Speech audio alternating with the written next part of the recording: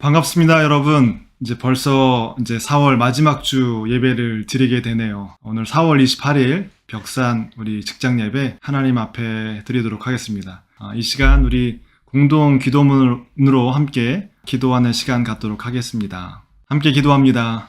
사랑의 하나님, 선한 힘으로 우리를 고요히 감싸 주옵소서. 놀라운 평화를 우리의 삶 속에 허락하여 주옵소서. 지나간 허물, 어둠의 날들이 무겁게 우리의 영혼을 짓눌러도 외면치 마시고 약속의 구원을 우리를 통하여 이루어 주옵소서. 주께서 밝히신 작은 촛불이 어둠을 헤치고 타오르게 하소서. 그 빛에 우리 모두가 하나 되어 온누리의 그 빛 비추게 하옵소서. 주님, 언제나 우리와 함께 하심을 믿습니다. 하루하루 늘 새롭게 맞이하며 살게 하옵소서. 예수님의 이름으로 기도드립니다. 아멘. 오늘 말씀의 제목은 관계는 안녕하십니까? 라는 제목으로 마태복음 7장 12절 말씀을 중심으로 하나님의 말씀을 나누고자 합니다. 먼저 본문 말씀입니다. 너희는 무엇이든지 남에게 대접을 받고자 하는 대로 너희도 남을 대접하여라. 이것이 예언서의 본 뜻이다. 한번 더 읽어드리겠습니다. 너희는 무엇이든지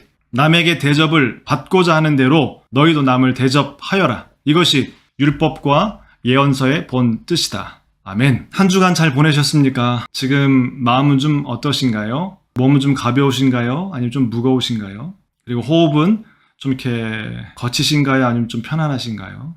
호흡을 좀 살펴보면 내 지금 마음의 감정 상태며 컨디션을 좀 확인할 수 있습니다. 호흡이 차분하다면 몸과 마음도 좀 차분할 것이고요. 호흡이 거칠다면 뭔가 긴장하고 있거나 아니면 뭔가 좀 이렇게 조급해진 마음일 겁니다. 마음을 한번 좀 점검해 보셨으면 좋겠습니다. 한 주간의 삶을 돌아봅니다.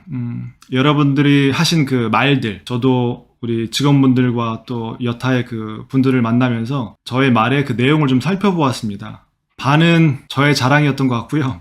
반은 남 욕했던 것 같습니다. 여러분들 어떠십니까? 그 말의 내용을 보면 뭐 둘 중에 하나인 것 같아요. 누군가를 욕하고 있거나 아니면 자기 자랑을 하고 있거나 그런 좀 생각을 좀 해보게 됩니다. 질문 하나 드리겠습니다. 지금 그 행복 지수를 좀 이렇게 자기 자신에게 좀 이렇게 매겨본다면 최하점을 1점, 최고점을 10점으로 한다면 지금 나의 행복 지수, 관계를 통해서 경험되어지는 행복 지수를 표현해 보신다면 한 주간 동안 몇 점을 주시고 싶으십니까? 저는 10점 만점에 9점이요. 우리 직원분들을 만나면서 여러 가지 좀 배우고요. 또 서로에 대해서 좀 이렇게 몰랐던 부분들을 알아나가면서 전 그 관계를 통해서 많은 것들을 배우고 의미 있는 시간이어서 저는 10점 만점에 9점을 주고 싶네요. 점수를 그렇게 주신 이유는 무엇입니까? 그 이유는 무엇이라고 생각하시나요? 그런 좀 질문을 가지고 오늘 관계에 대해서 좀 초점을 맞춰서 말씀을 나누려고 합니다. 여러분들 그 2018년도에 TVN에서 방영되었던 나의 아저씨라는 드라마 혹시 보셨습니까? 많은 분들이 제가 이제 여쭤봤더니 목사님 그 드라마 굉장히 좋았고 인상 깊었고 생각하게 하는 바가 많았습니다라고 이제 대답해 주신 분들이 많으세요.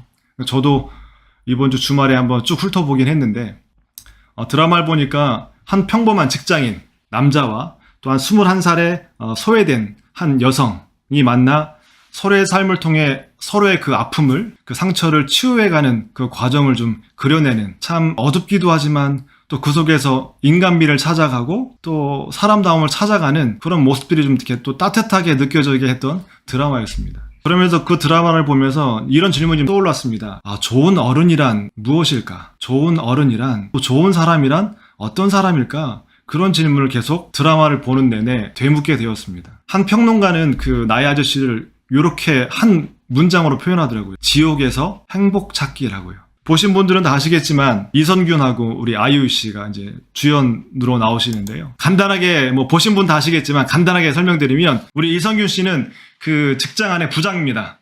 특별히 이제 구조 건설사로서 안전을 되게 중요하게 여기시고 그렇다고 해서 사내 정치나 그런 건 전혀 관심이 없고 그냥 원리 원칙을 중요하게 여기는 그냥 평범한 그냥 회사 다니는 그 사람이라고 보시면 될 것 같습니다. 그런데 이 아이유 씨는 좀 다릅니다. 이지안이라는 역할로 나오는데 6살 때부터 이제 부모님 없이 할머니와 함께 살아야 했던 참 불우한 그 환경 속에 자랐고, 더 나아가 사채업자가 이제 와서 돈을 이제 갈취를 해가죠. 그때 이제 할머니를 몹시 이제 괴롭히고 폭력을 썼는데, 그걸 막다가 이제 정당방위로 그 사채업자를 이제 살해하게 되는 그런 일들이 이제 벌어지게 됩니다.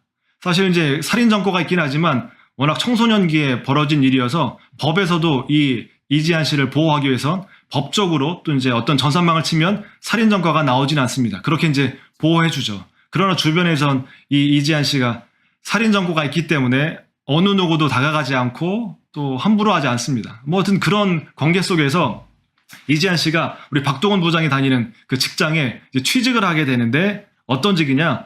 사무보조 파견직으로 이제 근무하게 됩니다. 원래 어느 회사든 근무하게 되면 이력서를 제출하죠. 우리 이지한 씨가 제출한 이력서에는 달랑, 뭐 다른 스펙은 전혀 없습니다. 그냥 달리기 하나, 그리고 뭐 고졸, 중졸, 뭐 요런 정도뿐이었습니다. 그런데 이 박동훈 씨가 달리기라는 그 하나를 보고 이 이제 이지한 씨를 이제 뽑게 됩니다. 그러면서 이제 벌어지는 일, 뭐 구체적인 얘기를 이제 스포니까요 보시고요. 저는 이 드라마를 보면서 여러 장면들이 있었습니다. 저의 마음을 좀 건드렸던 장면. 근데 그 중에 오늘 좀 관계 측면에서 좀 보자면, 우리 박동훈 씨가 이제 임원이 됩니다. 임원이 되기 위해서, 이제 상무가 되기 위해서 이제 거쳐야 될 그 심사 과정이 있지 않습니까? 철저하게 심사합니다. 그런데 이 박동훈 부장이 임원이 되는 걸 이제 반대하는 반대측 이제 상무팀에서 전력 전술을 짜죠. 그러다가 하나 꼬투리를 잡은 게 이지한 씨를 이제 뽑은 겁니다. 별로 도움도 안 되고 스펙도 안 되는데 왜 뽑았느냐? 그리고 이제 살펴봤더니 이지한 씨가 또 살인 전과까지 있는 거예요. 아싸, 잘 됐다. 요걸 빌미로 임원 되는 걸 막자. 그리고 이제 전력 전술 짜와서 이제 회의하는 시간, 임원 그 시험을 보는 그 과정 가운데 있는 장면입니다. 마음이 좀 어떠신가요? 또 어떤 말들이 좀 이렇게 마음에 훅 이제 들어오십니까? 저는 그 말이었습니다. 내가 내 과거를 잊고 싶어 하는 만큼 다른 사람의 과거도 잊어주려고 하는 게 인간 아닙니까?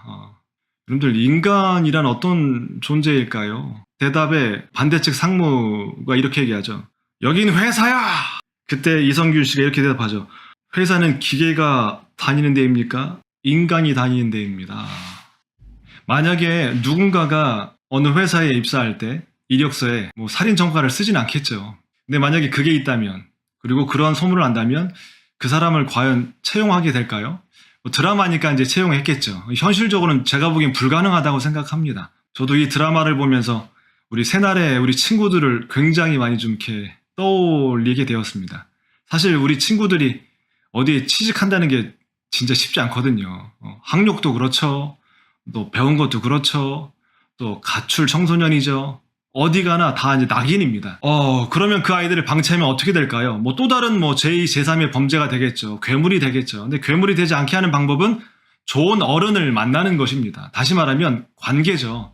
관계가 좋으면 그런 우리 친구들이 또 여기 나오는 이지한 씨처럼 좋은 사람을 만나게 되면 그럼에도 불구하고 이제 좋은 사람이 될 수 있는 길이 열려지게 되는 것이죠.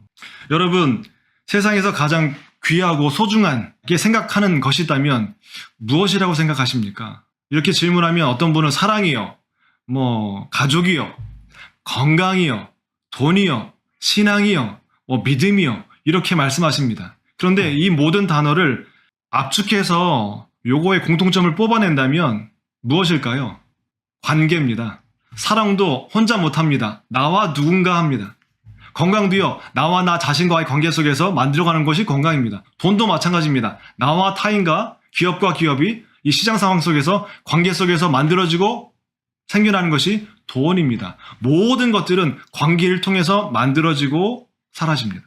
관계가 무엇일까요? 사람이든 단체든 어떤 일이든 서로 얽혀서 맺어진 것, 그것이 바로 관계입니다.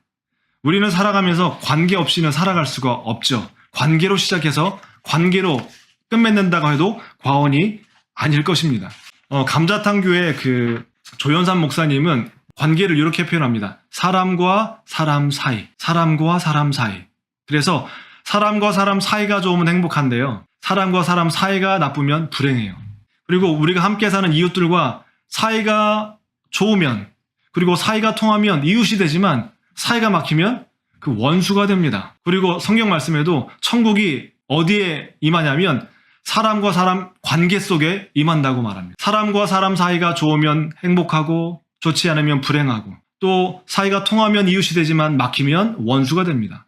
더 나아가 그 관계들, 사이가 좋고 사이가 통하는 관계들이 모여 있으면 그곳을 천국이라고 표현합니다. 그런데 사이가 안 좋고 사이가 막히게 되면 우리는 지옥이라고 표현을 합니다. 여러분들이 맺고 있는 모든 관계는 어떠신가요?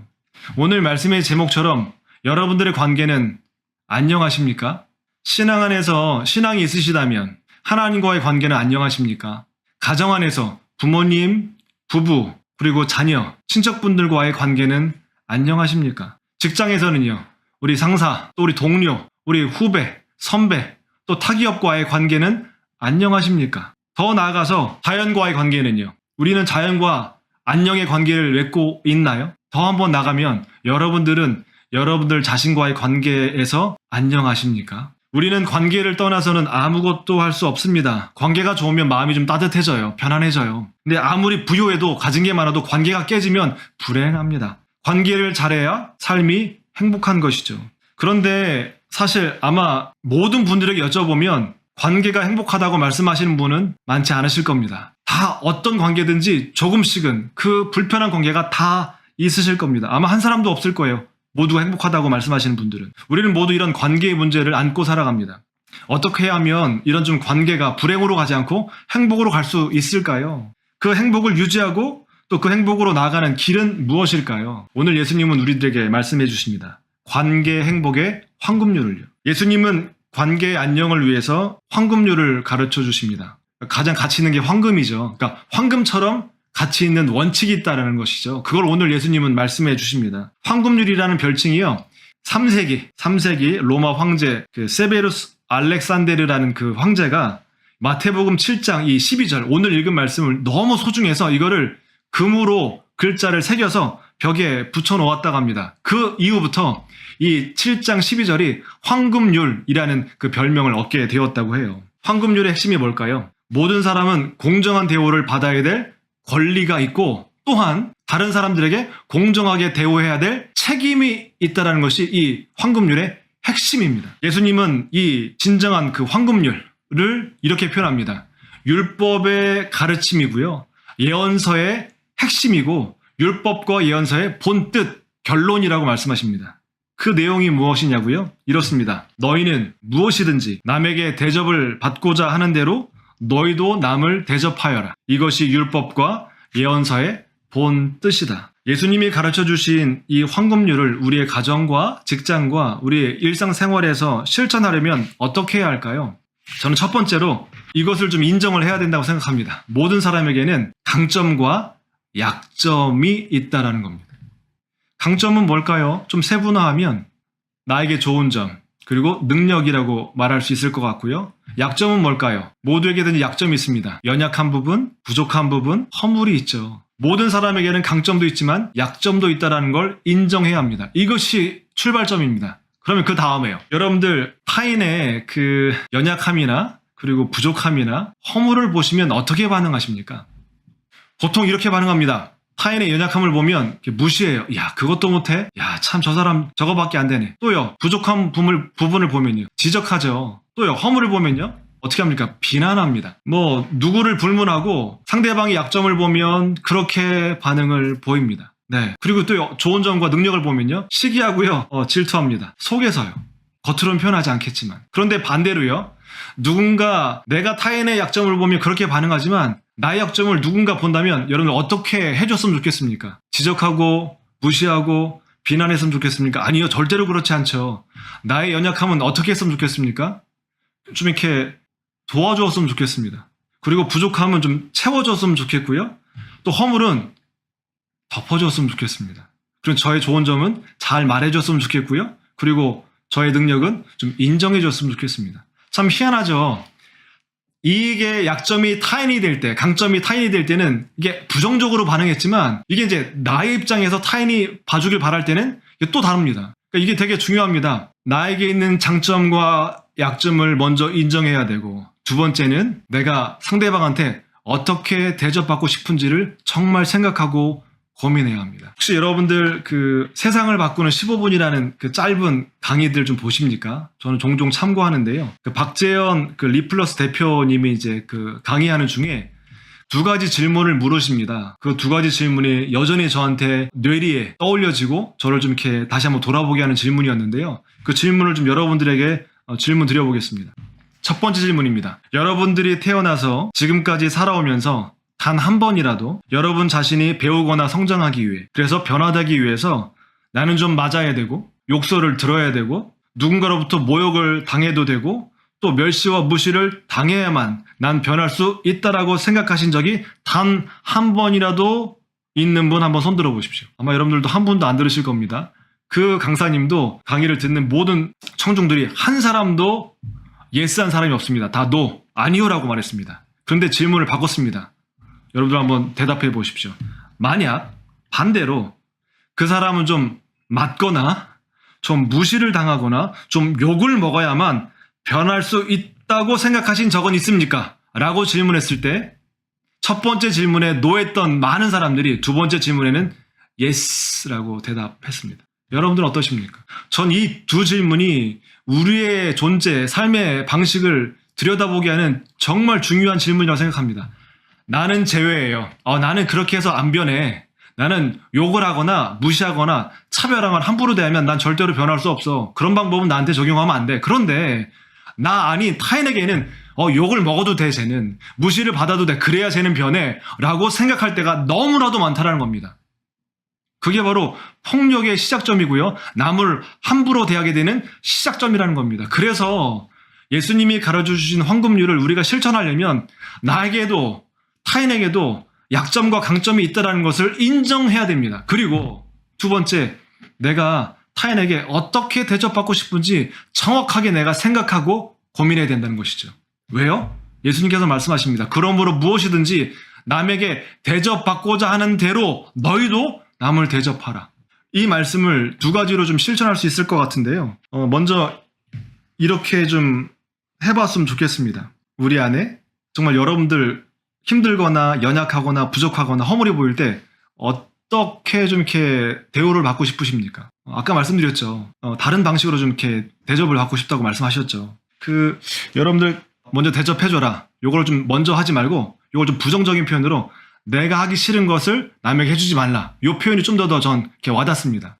다산 정약용 선생님은 사람과의 관계를 잘 맺으려면 이렇게 해야 한다고 말씀하셨어요. 들어보십시오. 윗사람에게서 싫어하는 것으로 아랫사람을 부리지 말고 아랫사람에게서 싫어하는 것으로 윗사람을 섬기지 말며 앞사람에게서 싫어하는 것으로 뒷사람에게 하지 말고 뒷사람에게서 싫어하는 것으로 앞사람에게 쫓지 말며 오른쪽에 싫어하는 것으로 왼쪽과 사귀지 말며 왼쪽에서 싫어하는 것으로 오른쪽과 사귀지 않는 것을 관계를 잘 하는 것이라고 우리 다산 정약용 선생님 그렇게 말씀하셨습니다. 결론은 그렇습니다. 사람과 관계를 잘 하려면 자기가 싫어하는 것을 남에게 하지 말라는 겁니다. 그러니까 받기 싫은 것을 주지 말라는 것이죠. 자신의 연약함에 대해서 무시받고 싶지 않다면 타인의 연약함에 대해서 무시하지 말아야 됩니다. 자신의 부족함에 대해서 지적받고 싶지 않다면 타인의 부족함에 대해서도 지적하지 말아야 됩니다. 또 자신의 허물에 대해서 비난하고 싶지 않다면 타인의 허물에 대해서도 비난하면 안 됩니다. 자기가 싫어하는 것을 남에게 하지 말라는 것이죠. 지극히 작은 것 하나라도 자기가 싫어하는 것이라면 남에게 주지 말아야 하는 겁니다. 받기 싫은 것을 주지 않았다면 이제는 자신이 대접받고 싶은 것을 남들에게 대접해야 합니다. 여러분들 남들에게 어떻게 대접받고 싶으세요?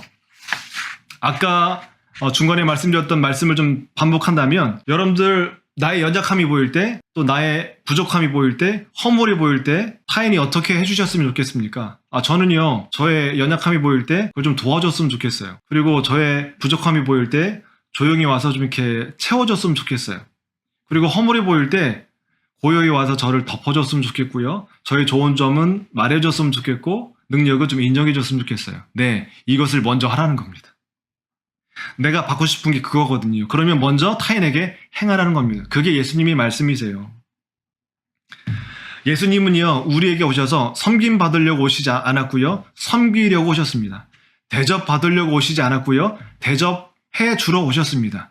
왜요? 그게 하나님께서 사랑하시는 방법을 몸소 보여주신 예수님의 방법이셨기 때문입니다. 사랑하려면 이렇게 해라. 너라 사랑받고 싶으냐? 먼저 사랑해라. 존중받고 싶니? 먼저 존중해라. 신뢰받고 싶니? 먼저 신뢰해라. 이거를 예수님께서 삶으로 보여주셨고 우리에게 가르쳐 주셨던 것이죠. 이게 아주 강력한 관계를 행복하게 만들어가는 아주 중요한 원칙이라는 것입니다. 이제 말씀을 매듭짓도록 하겠습니다. 박노해 시인의 할머니 말씀이라는 시가 있는데요. 아마 이 시는 관계의 안녕과 예수님의 이 황금률을 우리 삶에 적용하는데 아주 좋은 어떤 실천 방법을 제시해주고 있는 시라고 생각합니다. 들어보십시오. 할머니 말씀. 어린 날 글자도 모르는 우리 할머니가 그랬지. 아가, 없는 사람 험담하는 곳엔 끼지도 말거라. 그를 안다고 떠드는 것만큼 큰 오해가 없단다. 그이한테 숨어있는 좋은 구석을 알아보고 토닥여주기에도 한 생이 너무 짧으니께 아가, 남 흉보는 말들엔 조용히 자리를 뜨거라. 사랑하는 여러분, 관계는 내가 내 자유를 가지고 내가 만들어가는 것입니다. 지금까지 여러분들은 그 관계를 어떻게 만들어 오셨습니까? 그 관계를 통해서 행복하셨습니까? 아니면 불행하셨습니까? 자기가 싫어하는 것을 타인에게 하지 않았으면 좋겠습니다. 그리고 내가 정말 대접받고 싶은 것을 먼저 타인에게 대접해 주었으면 좋겠습니다. 그게 오늘 예수님께서 우리에게 주시는 관계 행복의 황금률입니다.